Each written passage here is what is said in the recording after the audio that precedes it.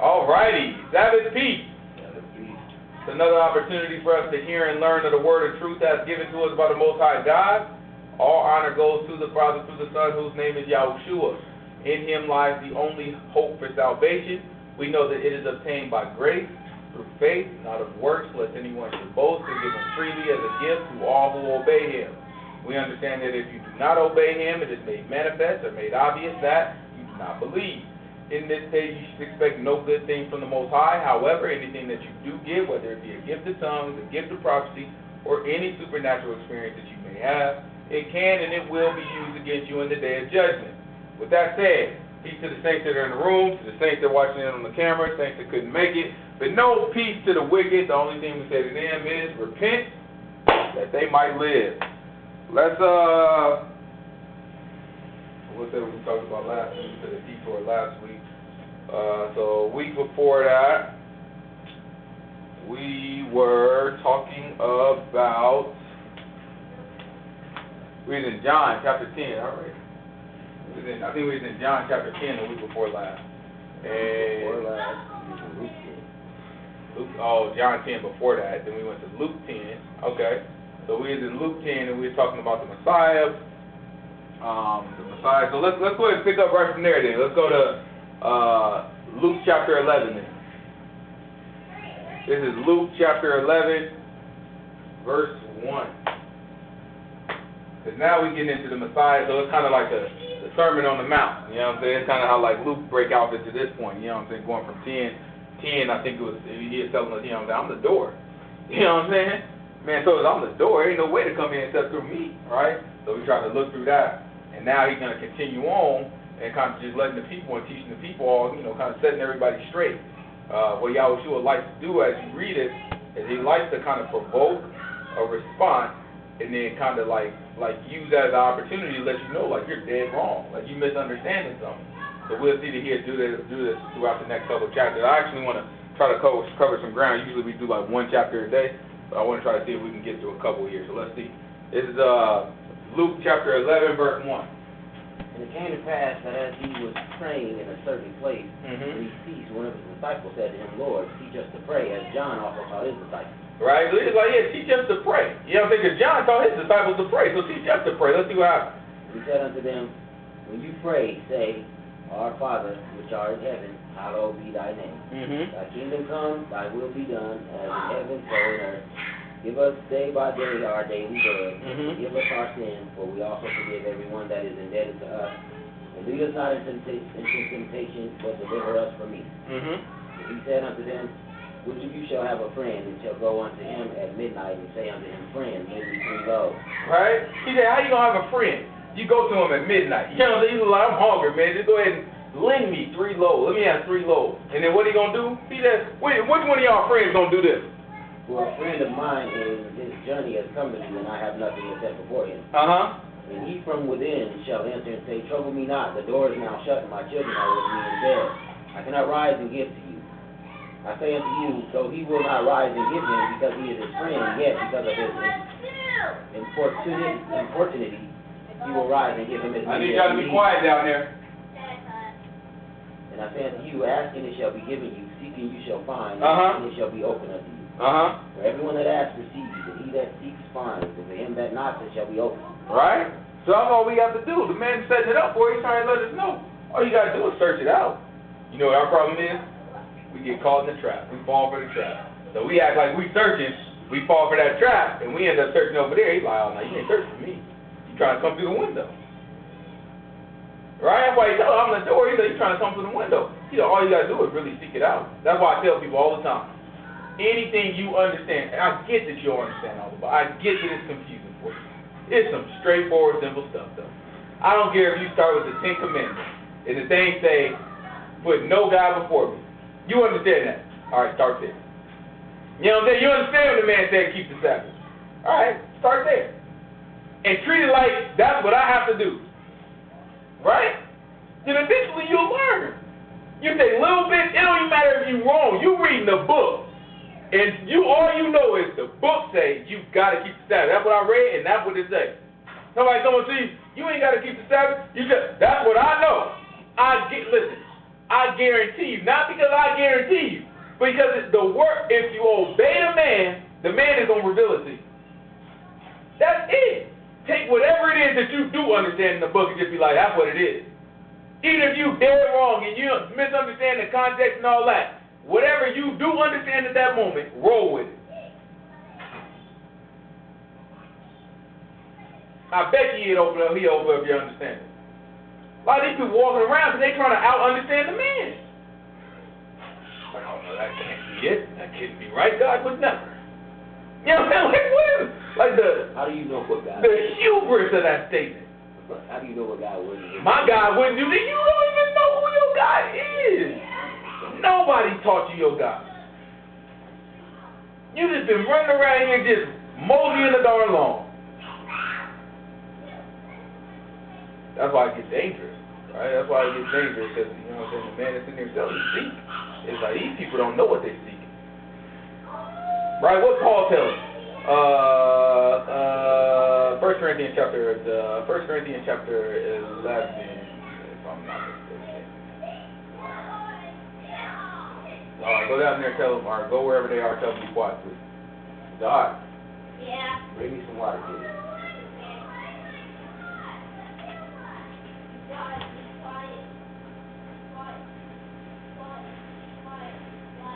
Wait over to it.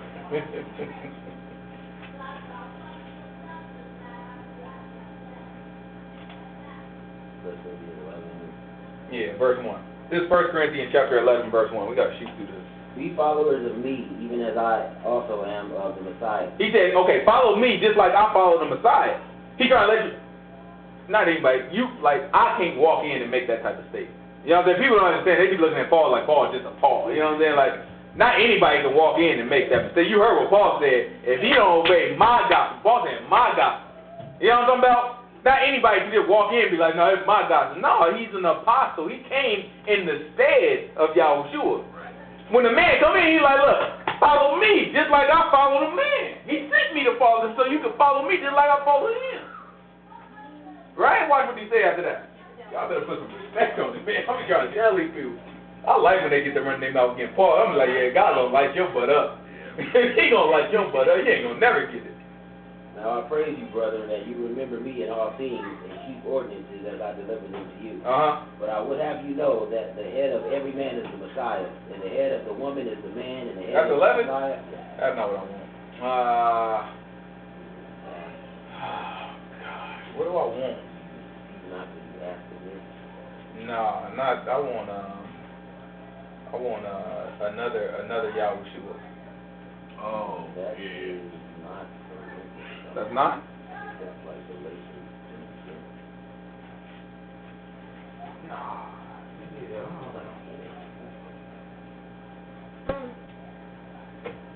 Damn, I can't remember these verses.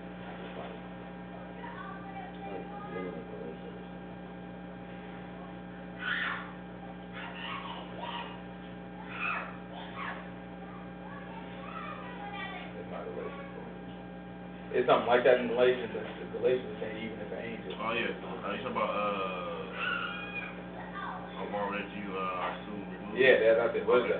Galatians 1. No, that's not it.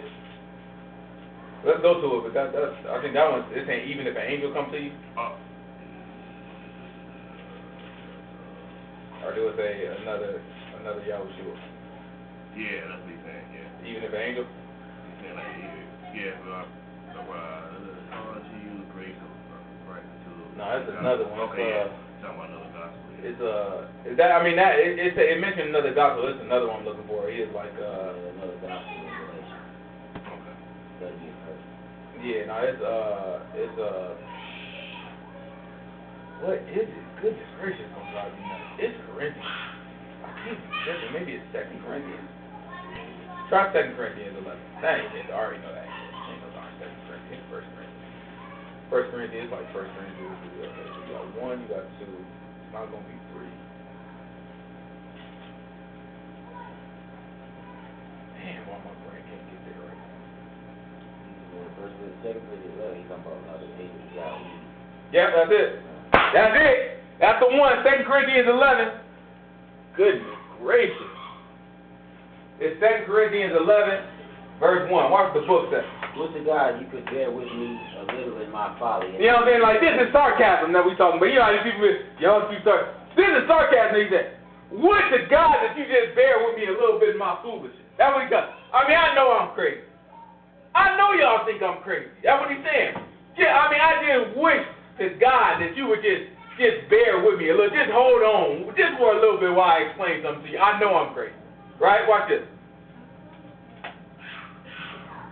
For I am jealous over you with godly jealousy. For I have espoused you to one husband, that I may present you as a chaste virgin to the Messiah. But I fear lest by any means, as the serpent beguiled Eve through his subtlety, so your mind should be corrupted from the simplicity that is in the Messiah. Right. And that's what we're talking about. We're looking like, listen, whatever you do understand the book, just roll with it. Right? Roll with the simplicity that's in the Messiah. We know that the thing can get complicated. Whatever you do get, though, whatever is clear to you, roll with it exactly as it's written. Right? Watch it. Keep going. But I fear, for if he that comes preaches another Yahushua, whom we have not preached, or if you receive another spirit which you have not received, or another gospel which you have not accepted, you might well bear with him. So he lets you know right there, it's some other stuff folks can be seeking. They can be seeking another Yahushua. They can be seeking another spirit. They can be seeking another gospel. So let's jump back over to Luke 11. The man is trying to tell us, seek and you shall receive.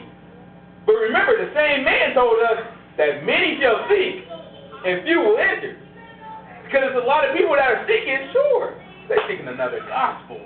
They're seeking another Yahushua. Another spirit is what they're looking for. And they think they're getting the right thing.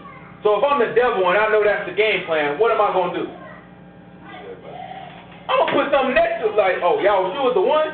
Let me put something right next to that, where it'll confuse you a little bit. It's almost like it. You know, they can't believe it's not butter. You know what I'm talking about? Hey, look like that's what happens. You put that, okay, so you got Yahushua. You're the diet Coke. I'm gonna give you Mohammed. You know what I'm saying? Like, I'm gonna give you Mohammed. What Mohammed gonna tell you? Is Mohammed gonna tell you that Jesus is fake? No, he ain't gonna tell no fools just like that. He gonna tell you, no, that was a real man. In fact, he was a great prophet. Right? He gonna give it up. He's like, in fact, he was a great prophet. But he did die. And he was not the Son of God. No. The stuff that was written, yeah.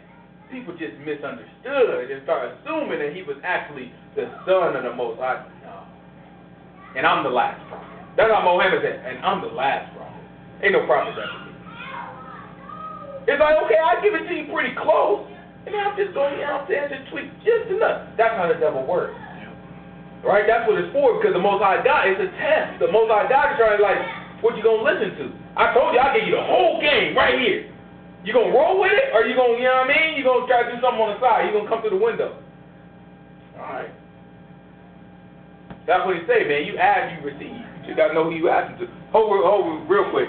Romans chapter 10, real quick, and then we got to get back to it and try to cover some stuff. It's Romans chapter 10. Give me Romans chapter 10, give me verse 13. It's Romans chapter 10, verse 13. Watch the book say.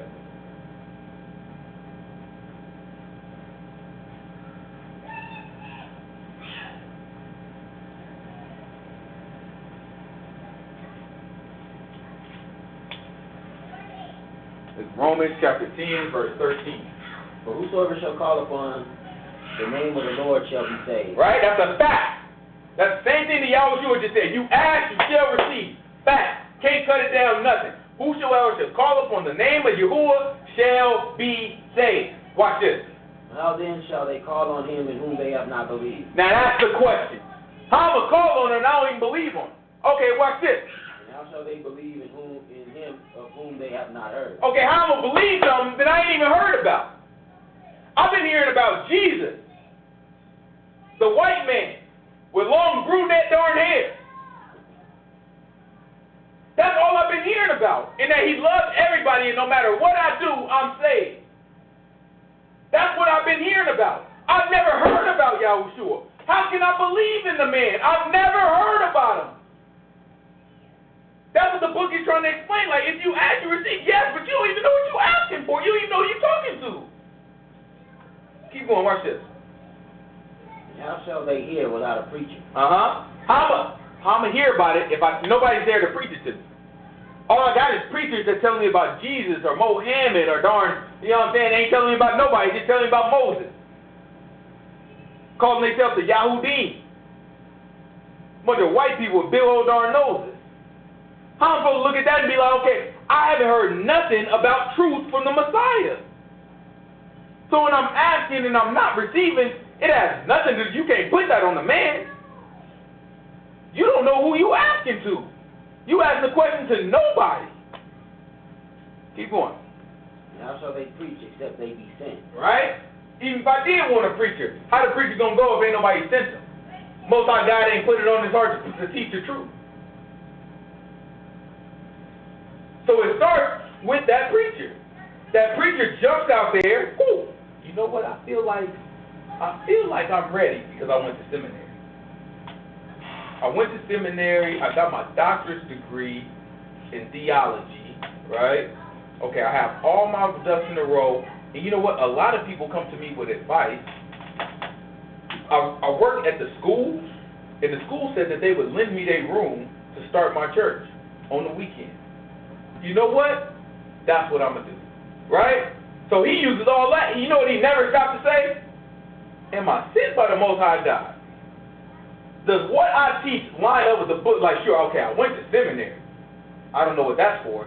Do I teach what lines up with the book? So they jump out there with all these false suppositions, right? And they end up teaching, which causes people to hear a gospel that's not the gospel, which causes people to believe in a gospel that's not the gospel, which causes people to ask and seek and to search for something that is not the truth. And that's why at the end, when the man says, "Depart from me, I never knew you," they gonna be looking like, "But we prophesied in your name. Cast out demons is the most in your name." And he'll be looking at them like, "Can't help you. I have no idea who you are. And you have no idea who I am. Because if you knew, you would have knew I was going to say that to you. I told you I was saying that." Real quick, let's grab, let's go back. This is Luke chapter 11. Luke chapter 11. Let's see where we can pick up from.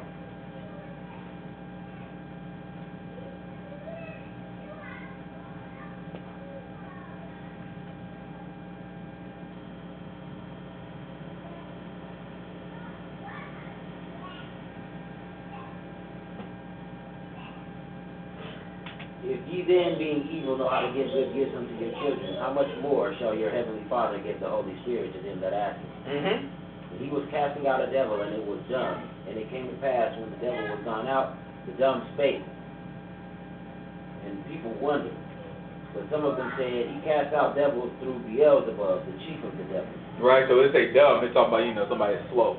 Right, so he cast out the devil, and then after that, like he couldn't talk and all that. And then after he cast out the devil, then the man was able to speak. It's like the dumb spake, you know what I'm saying? So the man that was slow, he was able to speak after that. All right, keep going. Then they said he cast out devils by what? Beelzebub, so the chief of the devils. Right, we talked about this a little bit more, right? Because he got accused of that before. When we first started reading, he got accused of that, right? They you can see it's like pockets of people going around. You got you got a country that probably got like 1 million plus people, 2 million people or so, maybe even more than that, right? And you got all these people, and then you got word of mouth, because maybe 5,000 people at most at a time is dealing with the man. You know what I'm saying? So it's like, okay, and then you got 5,000 people, that means it's somebody dealing with him way up front, and you waiting in line all day to even get close to him. So most of it is just word of mouth, right? So the people who called him, said that he casting out demons by Beelzebub at first, they kept whispering that, you know what I'm saying? And they come around here, and then they see it, they like, "Oh, no, I heard he cast out demons by Beelzebub."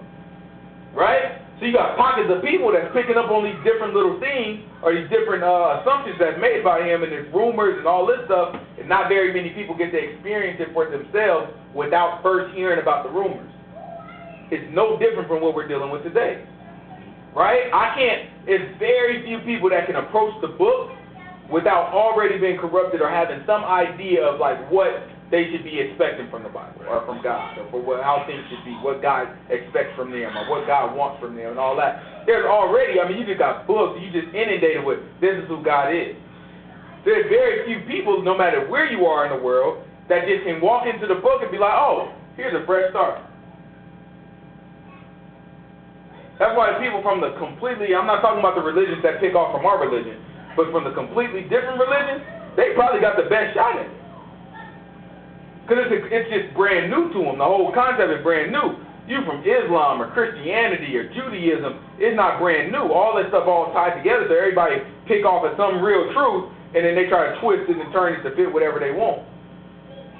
Let's see, keep going. And others tempting him sought of him a sign from heaven. But he, knowing their thoughts, said unto them, every kingdom divided against itself is brought to desolation. And the house divided against the house falls. If Satan also be divided against himself, how shall his kingdom stand? Because you say that I cast out devils through Beelzebub, and if I by Beelzebub cast out devils, by whom do your sons cast them out? Remember he said that same thing. So you remember he's setting them up. He's letting them know, okay, y'all don't realize it yet, but in a little bit, y'all gonna have kids that's doing what I'm telling them to do. So you don't even realize you running your mouth now condemning your own kids. That's why the book tells you every word that we speak will be accounted for. That's not no, I saw somebody post, I think it's Proverbs 4:8 if I'm not mistaken, but we ain't gotta get it, but I saw somebody post, you know what I'm saying, post yesterday, and they tried to paraphrase what Proverbs said. Like God said, you gotta essentially speak stuff and speak positive things into existence. And I was like, that's not what that said. Let me look that up real quick. I looked it up. I was like, oh, I didn't realize this thing is not talking about nothing about speaking nothing positive. It tells you you're gonna be accountable for whatever you say. There's a difference to that. It ain't saying that you can force something to happen by saying it enough, by reaffirming to yourself, I'm a good person and this is going to be a great day. You know, that thing don't do nothing, that's vanity. This ain't going to be a good day. How you going to speak a good day? Every day be darn good.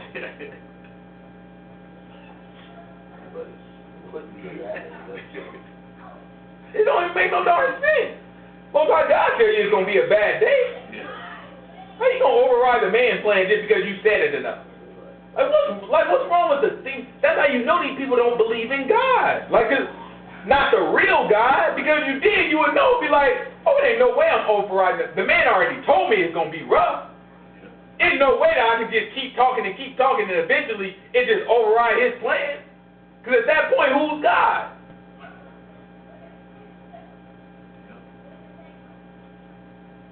No, but the man is trying to tell you, you're going to be accountable for every word. Everything you say, you got to be accountable to that. You get to flipping off the mouth saying something stupid, he going to look at you and be like, oh, we going to pick that up on the replay. Don't even worry about it. He's using it all against you. When I'm telling him, you know what? You casting out demons by Beelzebub. He asked them the question, okay, so who your kids? They don't even realize their kids ain't even doing this yet. Matter of fact, they probably going to be dead before their kids do it. But he's asking them that question for a reason. Because one day, they going to have to stand in front of the judgment. And the Most High God is going to show him their kids. And they're going to be casting out demons. And he's going to be like, oh, how they do it? That's your boy there. How he do it? Beelzebub? Go ahead and say it. No, you the truth. You know what I'm saying? They doing it, yeah, it was true. I was wrong. I know, go there. Right? It's like, it's a trap. The whole thing is a trap. Don't fall for it. Keep going, let's see. And he was casting out, and if by Beelzebub, if I by Beelzebub cast out devils, by whom do your sons cast them out? Therefore they shall be your judges. But if I with the finger of God cast out devils, no doubt the kingdom of God has come upon you. When a strong man armed keeps his palace, his goods are in place. But when a stronger than he shall come upon him and overcome him, he takes from him all his armor wherein he trusted, and divides his spoil. He that is not with me is against me, and he that gathers not with me scatters. Man, I used to love this verse.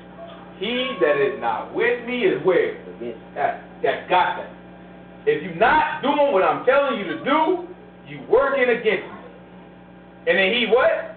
He that gathers not with me scatters. If you're not doing it the way I tell you to do it, guess what you're doing? You're making a mess.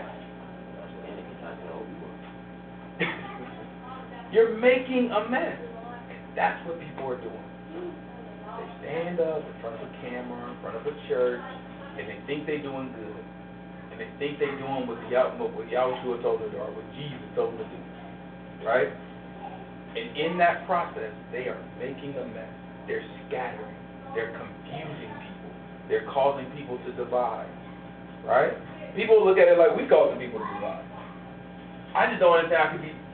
We look at those books. Like, when you, any conversation that we ever had, and that's how I know, like, sometimes people be like, how do y'all know?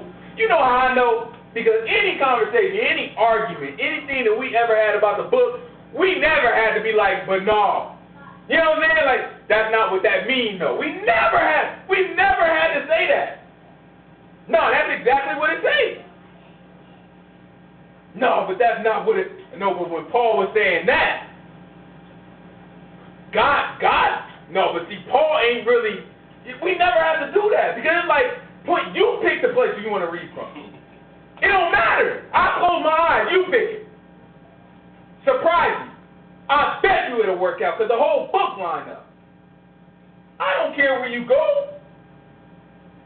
These people that start trying to sit down with us, no, okay, look at this. I'm like, all right. Read a little before that.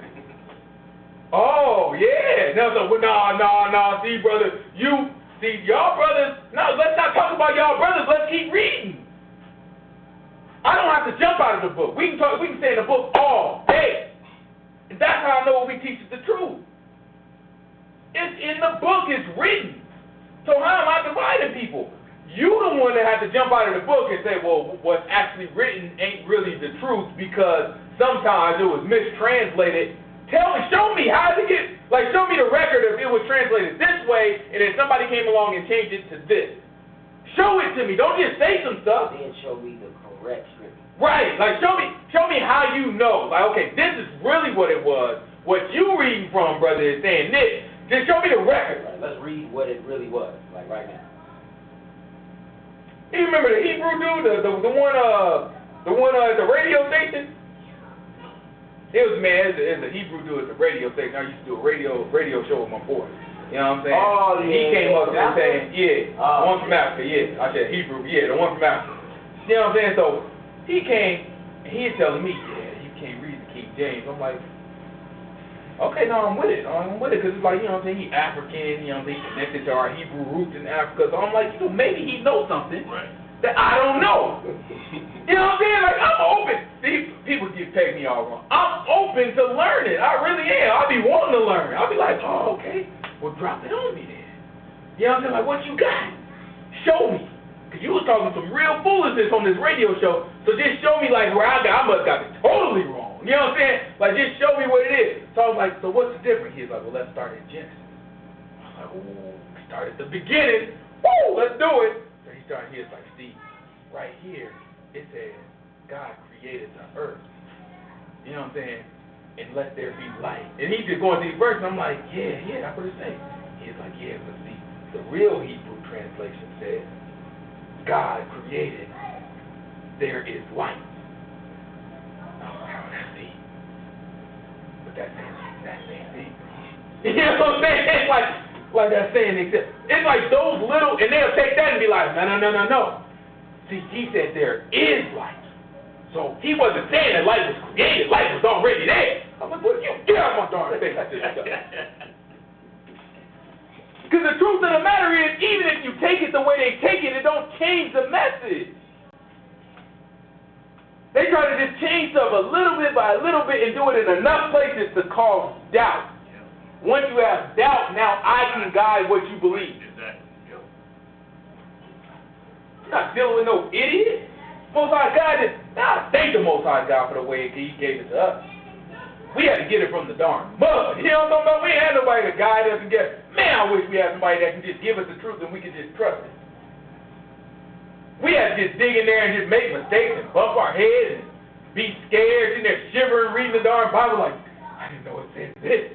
You know what I'm saying? I've been doing this wrong. Oh, he's serious. You know what I'm saying? We start realizing he's serious. Like, man, this man is serious. Mom can tell me like, you know what I'm saying, like, don't worry. And I'm like, no, but like I'm reading like he's killing. It literally says worry. You know what I'm saying? Like, but he's killing people. He's killing a lot of people. When I was young, like trying to read, and I remember asking my mom, she was like, oh, no, don't worry. And I was like, oh, well, I mean, now I get older now, I was like, yeah, I was supposed to be worried. yeah, that's the book trying to do. The whole book trying to tell you to fear God. And be like, no, it's not. That's a reverential fear. What's wrong with y'all? Like, why y'all always got to put all these extras on it? What's okay? A reverential fear. What does that mean? It's still fear, isn't it? If I got a reverential fear, I'm not scared? Is that what you're telling me? No, I respect you so much, I'm scared. That same fear I had for my daddy, it was scared. Same fear I had for my mama, I was scared. Like what are you? It's like, what are you trying to do? Like, you see what it says, you see it say fear. Why would you try to make it seem like it's anything else? Like, why? Like, what are we doing here? That's what makes me like, okay, you know what? They want y'all to go to hell. And I try not to think like that. I like to give everybody the benefit of the doubt. I like to believe that, you know what? You just learned it wrong. But it's like, how long do it take as a pastor for you to read this book and say, you know what? What I've been taught been all wrong. Unless you buying into it, unless you like, well, I don't know, it's more money in this way. Or I get more, more people love me when I do it this way. I want to give them the benefit of the doubt, but it's like, man, I don't know. I dropped out of darn college. Barely got my darn diploma. You know what I'm saying? I had to go back summer school 2 years in a row, you know what I'm saying, make up some credits I messed off. I did. I remember I went to Desert Pine. You know what I'm saying? I was a Desert Pine. Just purely out of pride. You know what I'm saying? My mom started telling my aunties I wasn't going to graduate. That thing got back to me. You know, my cousin called me. He's like, yeah, my mama told me you wasn't going to graduate. I said, what? I was like, oh, yeah, I got me messed up. You think I'm going on? All right, don't even worry about it. Just watch. Then I started cleaning up so I could, like, try to graduate early. You know what I'm saying? That's what I wanted to do at first. I was like, oh, okay. All right. Well, now I'm about to really show y'all. So I was like, how many classes can I take? Can I take summer school? So I took after-school classes. And I was trying to graduate early. I couldn't pull that off. You know what I'm saying? But I wanted to do it in 11th grade. Yeah, I walked out, got my diploma early. Talking about I ain't gonna graduate. I dare you. Right, that was my mindset. But yeah, barely made it though. I didn't mess up so many credits. Barely made it. Matter of fact, if that challenge wasn't there, I would have been overly confident and got to the end and be like, oh crap, I ain't gonna graduate. You know what I'm saying? Just because I miscalculated. Barely made it. Got into college, I'm like, goodness gracious, I ain't got time to be dealing with these folks. This ain't for me. I ain't got time to be sitting here dealing with these crazy people. But y'all ain't going seminary, got your darn, got your degree. Y'all got all of it. And you mean to tell me that we can look at this book, see what it say, and take it as it said with confidence, be able to explain it with confidence, and all of a sudden, y'all can't, like y'all read this book and y'all still trying to tell people reverential fear is not fear? There's deception there. It's like, I don't know I try to look at it a different way, but it's deception. Let's keep going.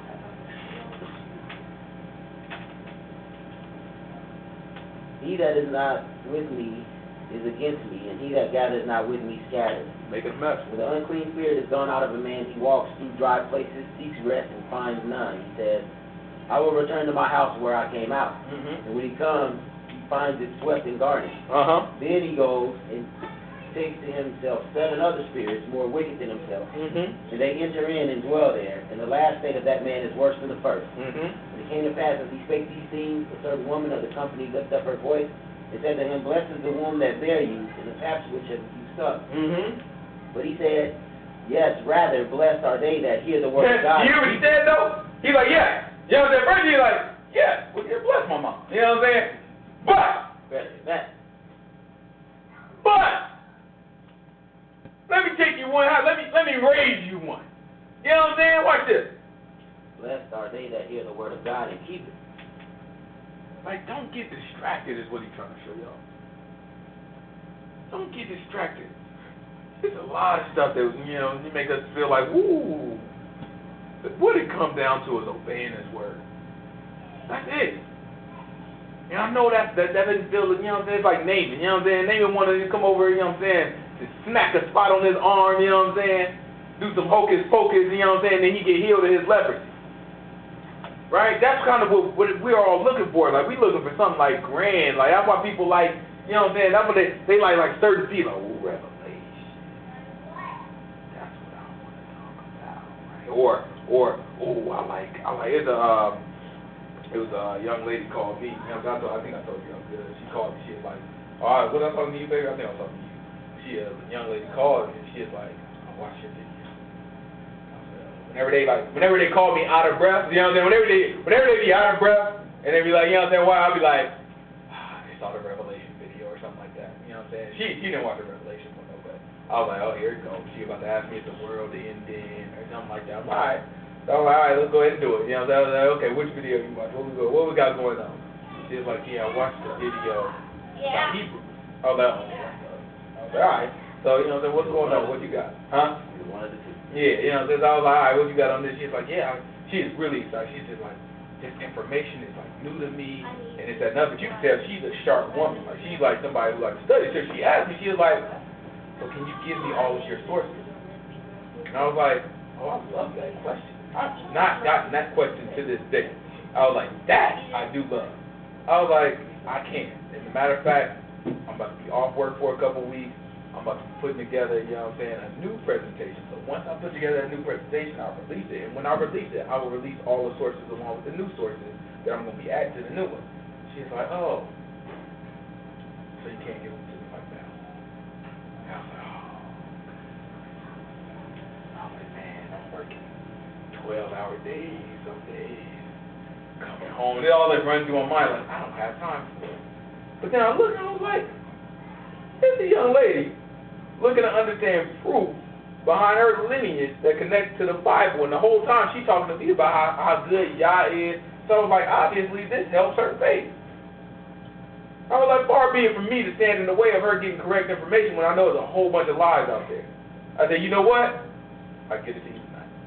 I stayed up till like 10 o'clock at night. I was like, all right, I ain't got all my sources together. So it's a benefit really because I need to have them all together anyway. So I ain't got them all together. So I poured them all together, that another center to stuff. And you know what I'm saying? You know, that got that. But at the end of the conversation I had with her, she like, I told her, I was like, honestly, my focus, you know what I'm saying, my priority is making sure people understand the practical requirements from the Messiah. You know what I'm saying? So I was like, every week we have a Bible study. I don't know if you've seen any of those videos, but you should tune in. We talk about the practical, like what we do in our everyday lives and how do we apply and how do we understand this book. I was like, because that's what's important. That's what's going to get us into the kingdom. All the rest of the stuff can support our faith. When we talk about Revelation, when we talk about us being Hebrews, that can support our faith. That can increase our faith, right? But at the end of the day, if we don't get it right, we going to hell. Yeah. She's like, we do it every Sabbath. She's like, question, when do you start your Sabbath? Oh, well, yeah, Friday night. You know what I'm saying? We started sunset. She's like, yeah, I would encourage you to look into that a little more. I was like, what you got? Talk to me. You know what I'm saying? She's like, well, see, Sabbath is really a day. It's during the day. It's the Sabbath day. She's like, yeah, some people think that because Genesis says evening and morning, that a day is really evening and morning. I was like, oh, all right. I was like, you want to get into it? I was like, this is not a priority for me. I can care less. Honestly, you know what I'm saying? As long as you obey the man's word. But do you really want to get into it? She's like, no. I can't be convinced. I was like, oh, I got that. I was like, I got that. You know what I'm saying? I got it. But that's what happens. You get bad information. Somebody explain it. But like with Passover, he said on the 14th day, choose a lamb. Like, no, on the 14th day, At what in the time? evening. You kill the lamb and you celebrate. How is that day evening? But wait, it says 14th day at evening, and then it says celebrated on the 15th day, which means right at evening is when the 15th day comes. How does that work? Because evening can't be day. How does that work? Same Hebrew word, yom, describes daylight, because there is, you can look at, just like us, we look at day in two different ways. We look at day as a date, right? It's like, yeah, well, on, you know what I'm saying, on this day, I'm going to do it, even though I might do it after sunset, Right. when it's night. Like yesterday, it could be 8 p.m. Like yesterday.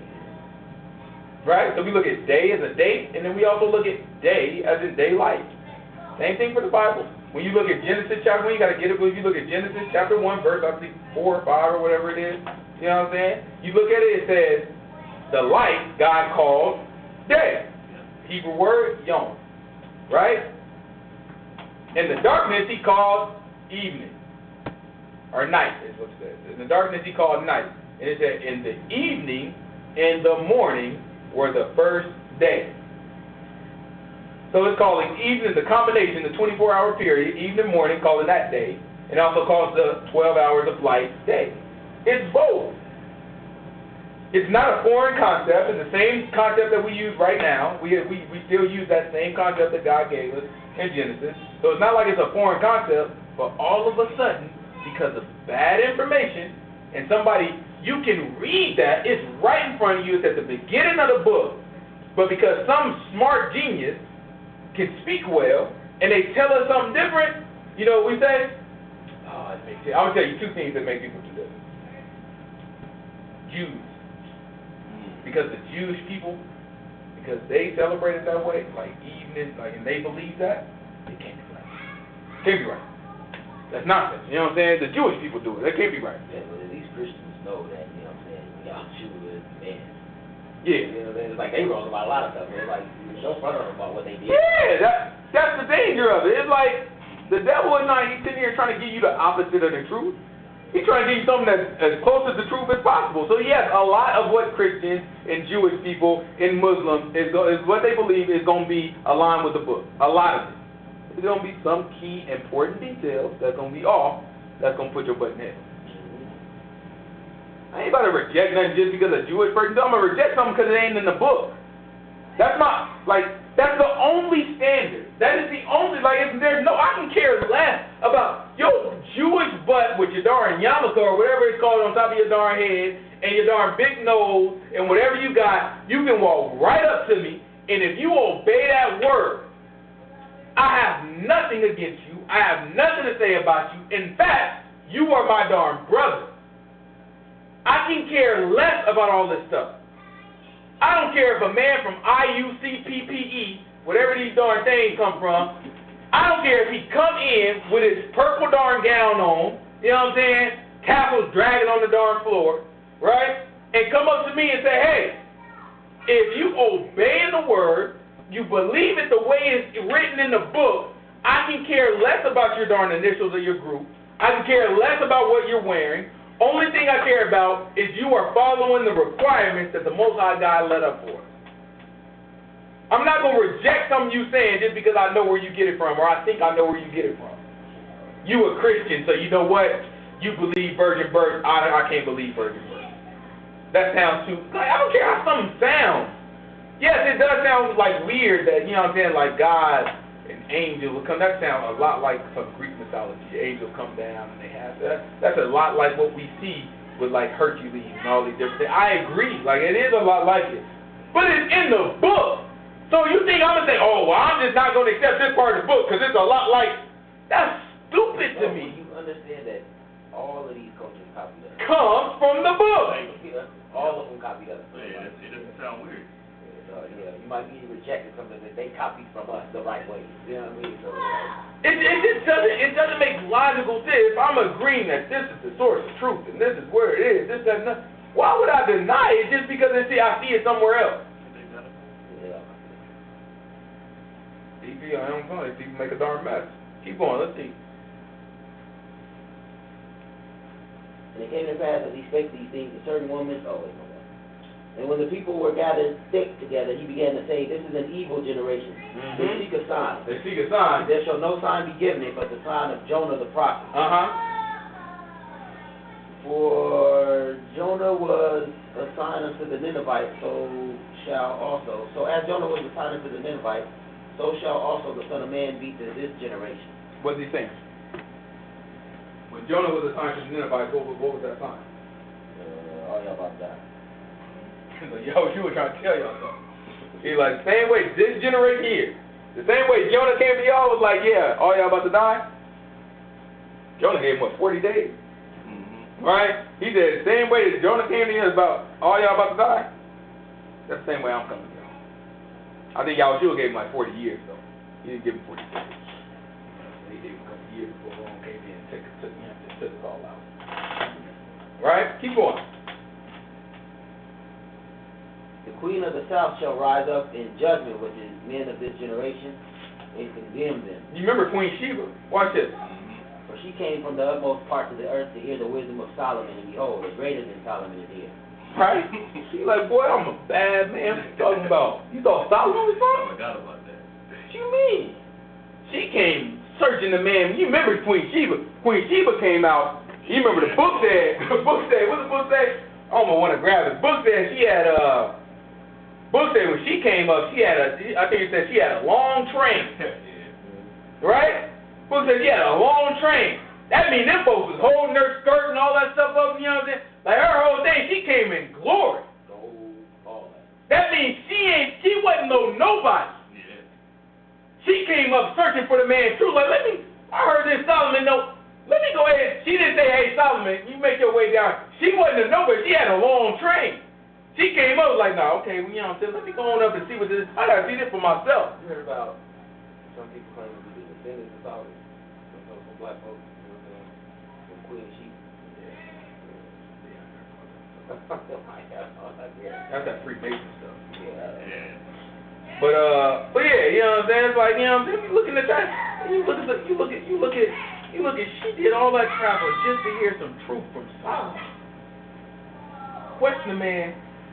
And he came out right. She said, well, goodness gracious, and started giving gifts. Right? She said, everything I heard about you is true. Matter of fact, half of what I heard about you, don't even explain it. Yeah, like, don't even explain it. You exceeded all expectations.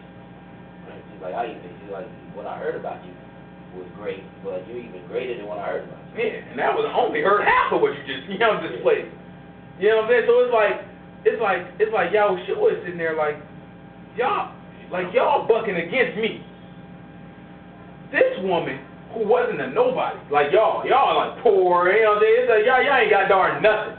Y'all need me more than she needed Solomon. You know what I'm saying?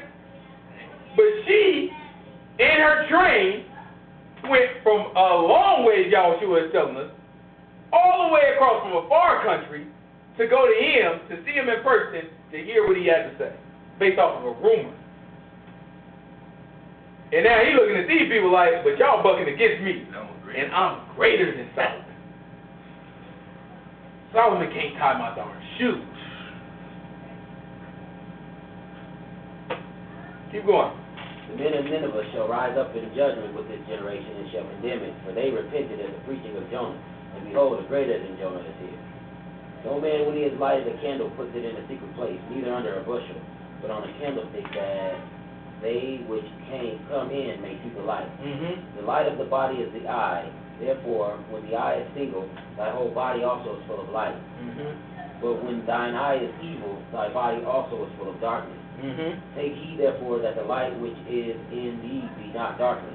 If thy whole body, therefore, be full of light, having no part dark, the whole shall be full of light, as when the bright shining of a candle does give thee light.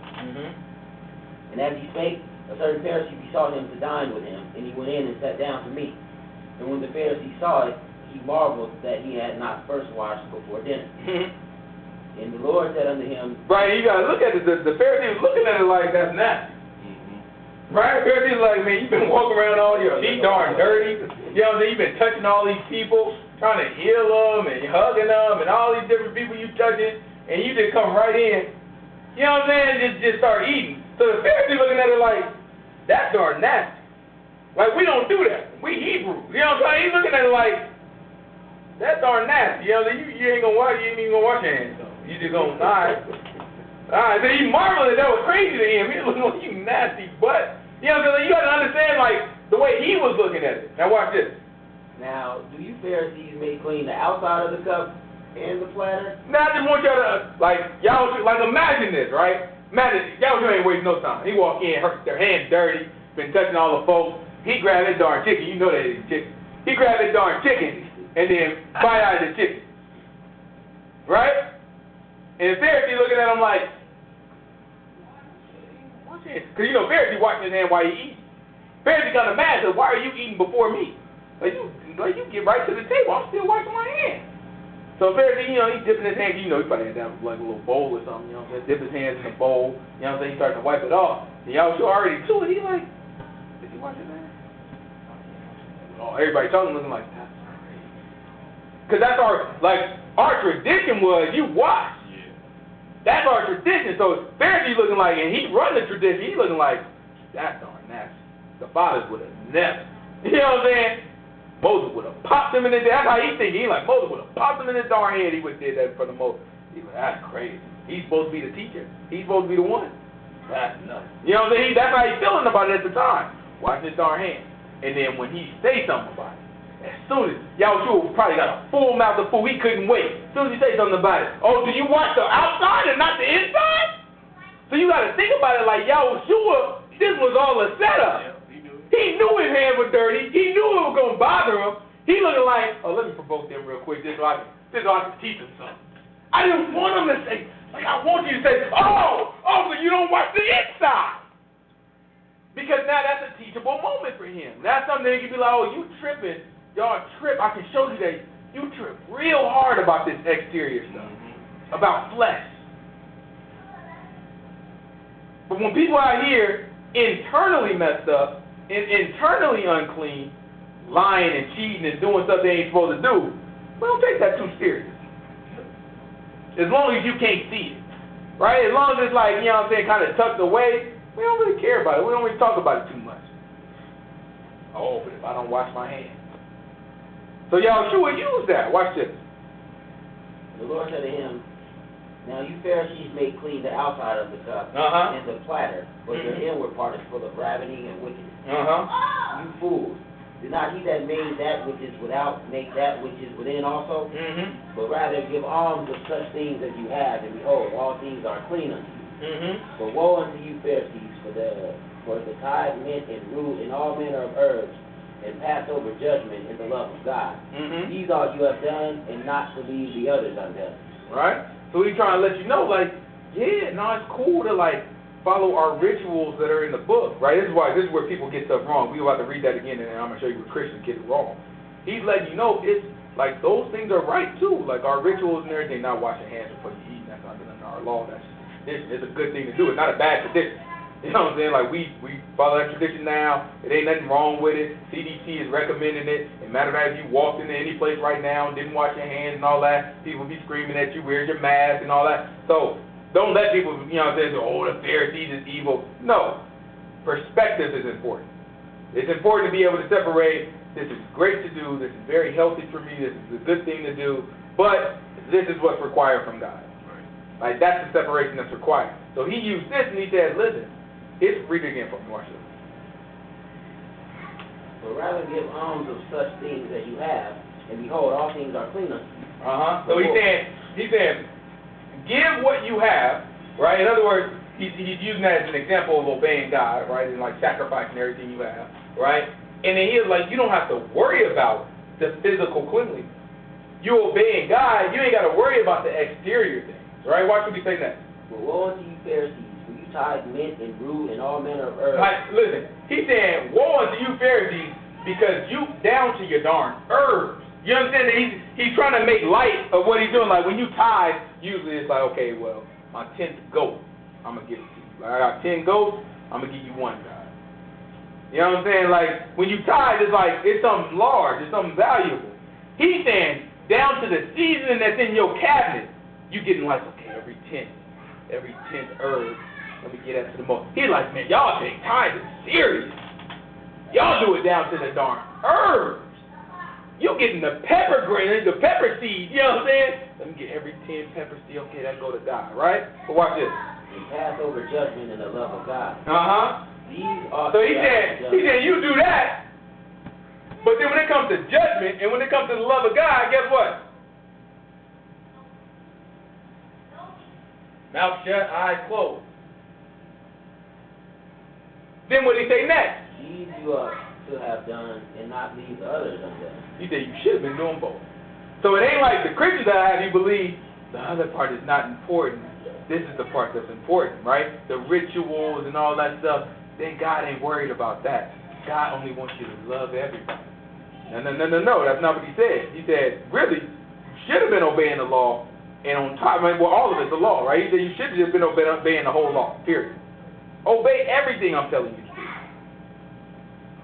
That'll have you all right. You want to know how to succeed, obey everything. Yeah, but that wouldn't work in your house. You have a son. You say, okay, your job is to take out the trash, wash the dishes, and your homework. If he does only one of those things, you're not going to be happy. I take it even further. If you went have a child and you told your child the most important thing for us is family, right? But I'm pretty sure a lot of us tell our children, right? Family. You have to make sure you look out for your brother, your sister. You make sure this, that, and the other. Don't ever that's the most important thing when you're in that school, right? That's the most important thing, right? And then you come back and you tell them, oh, make sure you clean up and do this and do that and do your chores and all that stuff. If they sitting there like, listen, well, I didn't do the other one, but I did take care of my little sister. I made sure she was an eye mom. I'm still whooping your butt because you didn't clean the kitchen like I told you to do. What you talking about? Right?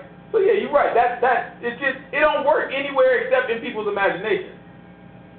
All right, keep going. And whosoever shall...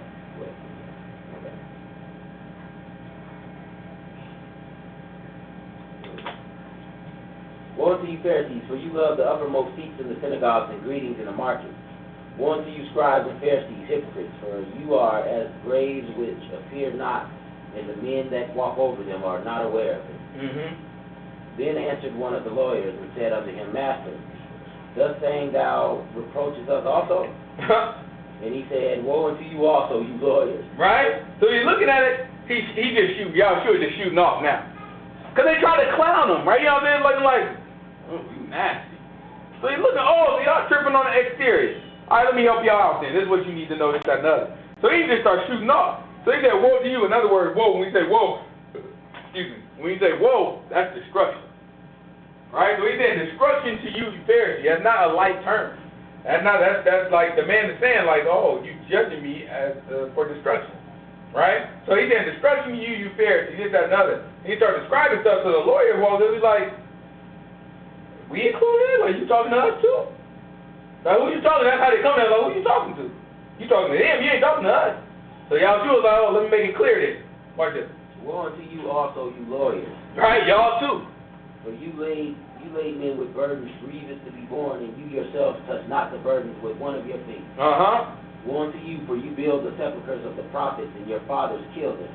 Truly you bear witness that you allow the deeds of your fathers, for they indeed killed them, and you build their sepulchres. Therefore also said the wisdom of God, I will send them prophets and apostles, and some of them they shall slay and persecute, that the blood of all the prophets which was shed from the foundation of the world may be required of this generation. Right? And what that means is it's a trap. From the blood set you up to be accountable for all the blood. Right? Watch this. From the blood of Abel unto the blood of Zechariah, which perished between the altar and the temple. Verily I say unto you, it shall be required of this generation. Woe unto you lawyers, for you have taken away the key of knowledge. You entered not in yourselves, and them that were entering in ye hindered. And as he said these things unto them, the scribes and Pharisees began to urge him vehemently and to provoke him to speak of many things. All right? So you know what that means? Like when you look at that, it says, as he said these things, the scribes and the Pharisees began to urge him vehemently and began to provoke him to speak of many things. What's another way of saying that? All right. They start arguing with him. And watch the reason why they start arguing. Watch what they say next. Lying wait for him and seeking to catch something out of his mouth that they might accuse him. Same thing that happens. People will sit there and argue with you. You be dead right about everything you say, and they'll wait until you say something that they feel like they can make a point against, ignore every point that you done made, the whole hour that you did it, and focus on that one little thing, and still be wrong. Like, you still ain't said nothing wrong. It's just the way you said it or what you said. Right. It feels like to them like they can make, you know what I'm saying, they can make some headway with that. You know what I'm saying? They can focus on that and make a darn thing. And that's all they did. They didn't start arguing with him. Like, oh, okay, well, what about this thing? Okay, well, what about that? Yeah, no. But I want to focus on this. You said this, that, and that. Y'all was just shooting. Blah, blah, blah, blah, blah, blah, blah. And they looking for it. They looking for it like, okay, just say something that you slip up. Say something that I can take and use. And they just wait. That sounds like our people think for sure. Our people, man. Our people. And I don't even know if it's our people. That's just people. Yeah, true. You know what I'm saying? That's the end of the chapter. Well, we'll get into chapter 12 tomorrow. I think I want to say it go all the way up to like 13 or 14. This whole like kind of thought. You know what I'm saying? It started like 10 and it goes all the way to like 14 or something like that. But we'll pick it up next week and go from there. It's just important, man. The book is here for us. And we can't kill time doing all this other, you know what I'm saying? Like, we gotta make sure we focus in and hone in on what's important. All right, what's important is being a friend to the Most High God. Man, tell you, grab real quick, grab John chapter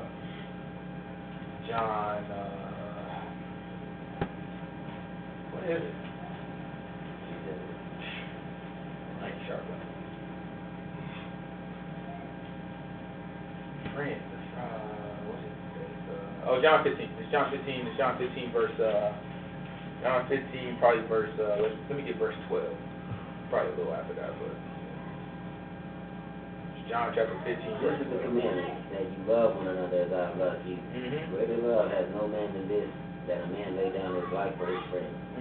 You are my friends if you do whatsoever I command you. That's what it's time for us to be, man. Friends to the Most High God. That's it. You know, if people try to, you gotta have a personal relationship. You can't. You're not going to read anything in the book about a personal relationship.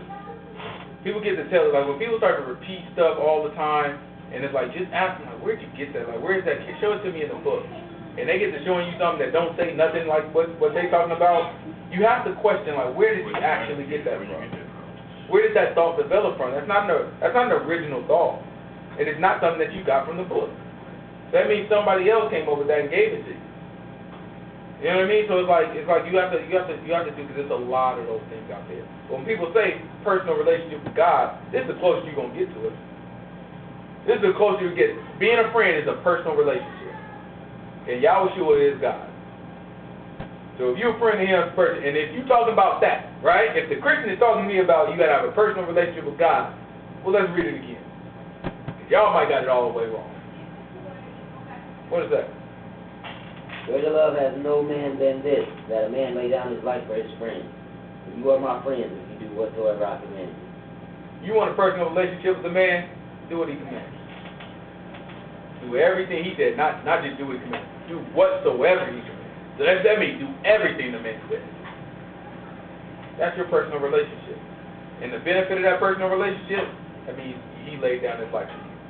If you are not his friend, that means he did not lay his life down for you.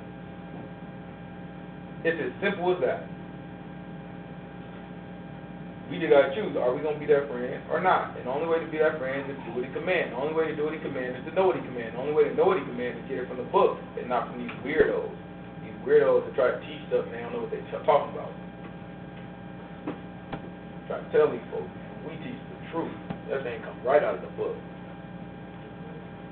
Hear me, none of these weirdos, these people that was just coming up with stuff, just dreaming stuff up. You know what I'm saying? Every other word out their mouth was a darn lie. Talking to a dude today, he told me, you know what I'm saying? If you vote, it's like, if you vote, you know I'm telling people not to vote.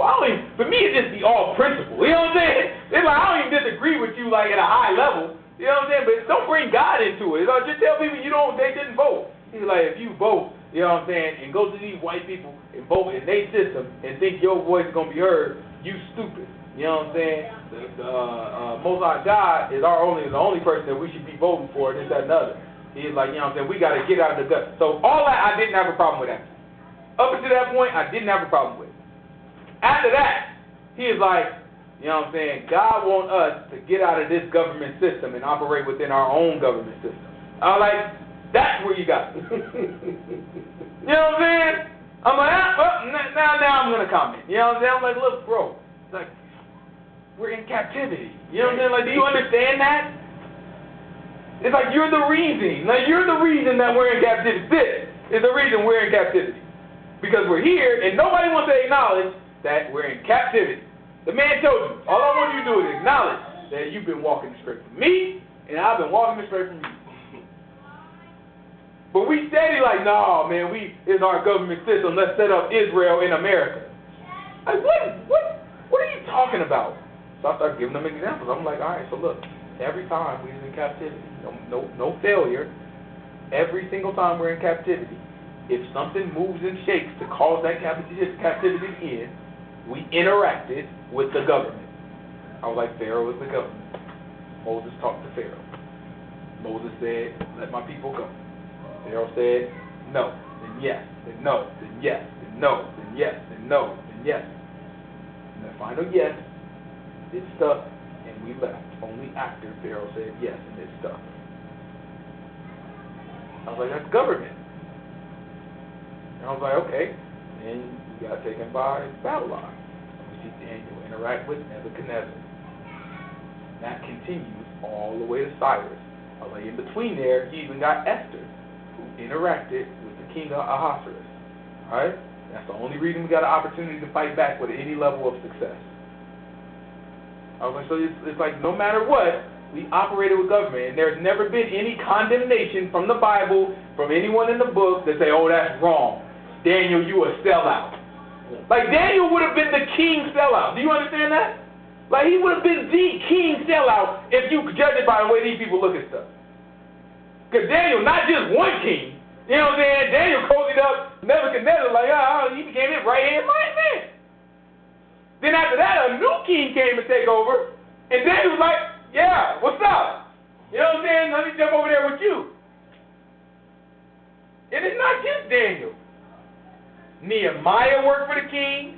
Ezra worked for the king. All these people was right next to the king, cozying up with him, following through, praising them. King lives forever. That's coming from us. They write to him like, King live forever. Imagine a Hebrew saying that to Trump. These people lose their darn gasket. I would say it's Trump either, but I'm just saying, if you had somebody in that position that was worthy, that was looking at our people, and they had compassion for our people, right? It wouldn't be inappropriate.